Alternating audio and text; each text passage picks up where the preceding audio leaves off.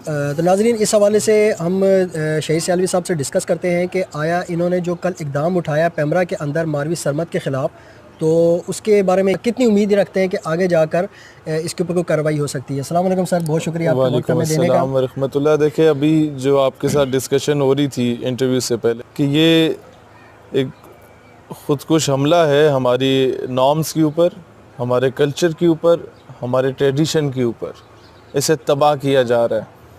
जिस मुल्क के लिए लाखों लोगों ने कुर्बानियाँ दी, जिस मुल्क को बनाने के लिए उन माँओं बहनों बेटियों ने कुएं में छलांगे लगा दी थी कि ये बनिए जो हैं इनके जिस्म के साथ इनकी पामाली ना करें।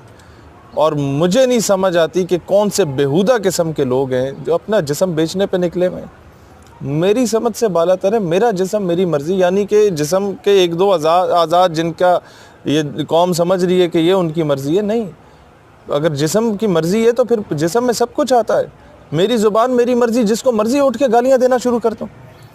मेरा हाथ मेरी मर्ज़ी, जिसको मर्ज़ी उठा के थप्पड़ मारना शुरू कर दूँ। इनमें से मेरी पाँव मेरी लात मेरी मर्ज़ी, जिसको मर्ज़ी जूते की नोक पे रख के मार के फेंकूँ।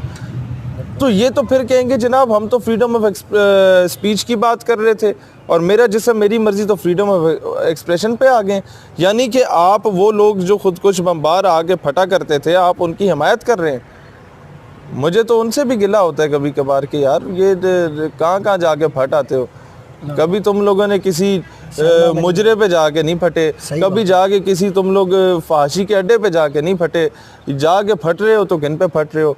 तो मस्जिदों में, ये मदारिस में, इमाम बारगाहों में, दरबारों में जाके फट रहे हो। वो भी खैर किसी और के एजेंडा के लिए काम कर रहे हैं।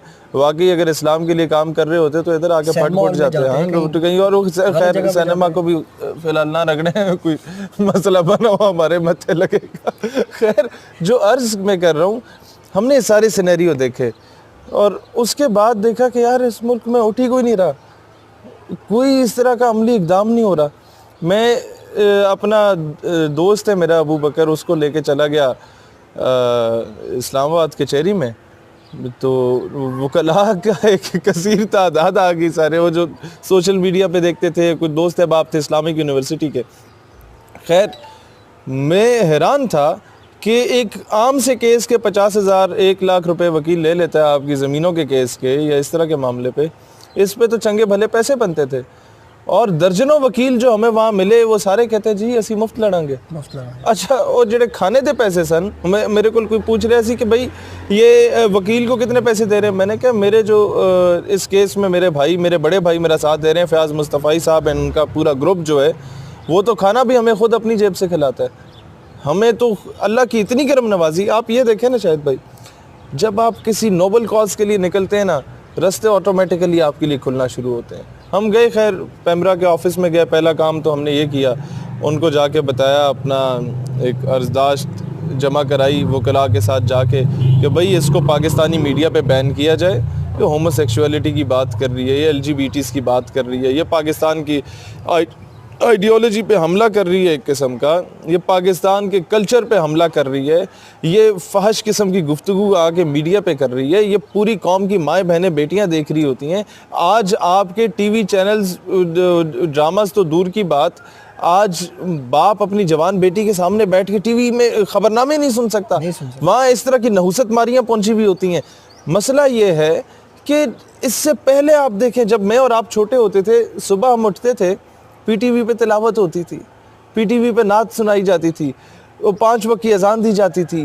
फिर जनाब आपके PTV पे वो क्या कहते हैं, कौमी तराना होता था। हम टिटके होते थे सारे, खड़े होके अब्बा जी के साथ, अम्मा जी के साथ खड़े होके जनाब कौमी तराना पढ़ रहे हैं, हशाश बशाश जा रहे हैं वहाँ पर। आज के दौर में इस तरह के बदबख्त लोगों को बिठाया हुआ है मीडिया पे, और इस तरह के लोग आके जिस्म फरोशी के अड्डों की बात करें, इस तरह के लोग आके हम जिन्स परस्ती की बात करें। मैं समझता हूँ ये बहुत बड़ा खुदकुश हमला है हमारे माशरे पे। जब तक इसे नहीं रोका जाएगा ये हम तबाह हैं। ये इतनी शहादतों का क्या हम जवाब दें।